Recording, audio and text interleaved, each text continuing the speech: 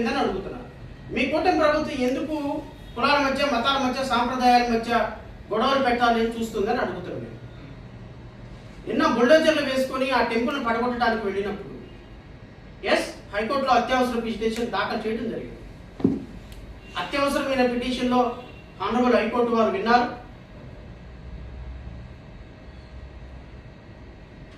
ఎటువంటి అనుమతులు తీసుకోకుండా గుడి, అక్కడ ఉన్నటువంటి గుడి కోల్చడం కానీ కొత్త గుడి కట్టడం కావద్దని కూడా ఆర్డర్ ఇచ్చారు. ఆ ఆర్డర్ను బేస్ చేసుకొని రేపొద్దున అధికారులు అక్కడ రఘురామకృష్ణరాజు కాదు నిర్ణయం తీసుకోవచ్చు. సెక్షన్ 202 ఆఫ్ మున్సిపాలిటీ యాక్ట్ 1965 ప్రకారం ఏదైనా మతపరమైన కట్టడం కట్టాలి అంటే ఆ మతపరమైనటువంటి కట్టడానికి అక్కడ ఉన్నటువంటి మున్సిపల్ కమిషనర్ లోకల్ ఇన్స్పెక్షన్ చేసిన తర్వాత మాత్రమే, లోకల్ ప్రజల అభిప్రాయాలు తీసుకున్న తర్వాత మాత్రమే, గ్రామ సభ నిర్వహించిన తర్వాత మాత్రమే అక్కడ ఏదైనా మతపరమైనటువంటి కట్టడాన్ని అనుమతించాలి. ఇది ప్రజాస్వామ్య దేశం రఘురామకృష్ణరాజు గారు. ప్రజాస్వామ్య దేశంలో లోకల్గా ఉన్నటువంటి ప్రజల యొక్క విశ్వాసాల ప్రకారం అక్కడ గొంతెనమ్మ గుడి కట్టాలా, రామాలయం కట్టాలా అనేది వాళ్ళు డిసైడ్ చేసుకుంటారు. అంతేగాని ఉండిలోనో లేకపోతే నరసాపురంలో కూర్చున్న రఘురామకృష్ణరాజు కాదు, లేకపోతే తాడేపల్లిలో కూర్చున్న ముఖ్యమంత్రి కాదు, లేకపోతే మాదాపూర్లో కూర్చున్న పవన్ కళ్యాణ్ కాదు డిసైడ్ చేసేది అని నేను మీ ద్వారా రాష్ట్ర ప్రజలకు తెలియజేస్తున్నాను. ఇప్పుడు అక్కడ ఉన్నటువంటి గొంతెనమ్మ కూడా రామాలయం అని డిసైడ్ చేయవలసిన అధికారులు. Let authorities will decide. మీరు వాళ్ళని ఎలా చేయండి, ఫ్రీ అండ్ ఫెయిర్ మేనర్లో ఇన్వెస్టిగేషన్, ఎంక్వైరీ చేసేదానికి అవకాశం ఇవ్వండి. అధికారులు అక్కడికి వెళ్తారు.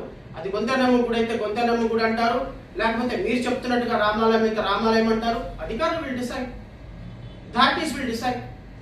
మీరు ఈ మధ్యలోనే నిన్న బుల్డోజర్లతోటి మీరు రామాలయాన్ని పోల్చడానికి మీరు ప్రయత్నిస్తున్న సందర్భంలో అత్యవసరంగా హైకోర్టులో పిటిషన్ వేస్తే హైకోర్టు వారు పిటిషన్ విచారించి అధికారుల అనుమతితోనే మీరు ముందుకెళ్ళండి, ఎటువంటి అధికారుల అనుమతి లేకుండా మీరు ఏ విధమైనటువంటి అక్కడ పోల్చటాలు కానీ కట్టడాలు కానీ చేయొద్దు అని చెప్పిన తర్వాత మీ యొక్క ప్రయత్నాలు ఆపారు. ప్రయత్నాలు ఆపి నిన్న ప్రెస్ మీట్ పెట్టి ఏమంటారు, మాకు చాలా ఫేవరబుల్గా ఆర్గ్యుమెంట్ చెప్పారు శ్రవణ్ కుమార్ అని. మంచిదే, మీరు ఎంత సర్కాస్టిక్గా పెట్టినా, ఎంత సర్కాస్టిక్గా మాట్లాడినా వాస్తవం వాస్తవమే. మీరేమంటున్నారు, అనధికారికంగా 113 చర్చలు ఉన్నాయి, ఇక్కడ నుంచి చర్చలను ఎవడు కూలుస్తాడో, నేను కూల్చితే ఎవడు ఆపుతాడో చూస్తాను అంటున్నాను. నేనేమంటానంటే రఘురామకృష్ణరాజు గారు, మీకు అది కూడా చదివినిపిస్తా. ఎందుకంటే చట్టం అనేది మీ ఒక్కరికే కాదు కదా, చట్టం అందరికీ సమానంగానే వర్తిస్తుంది.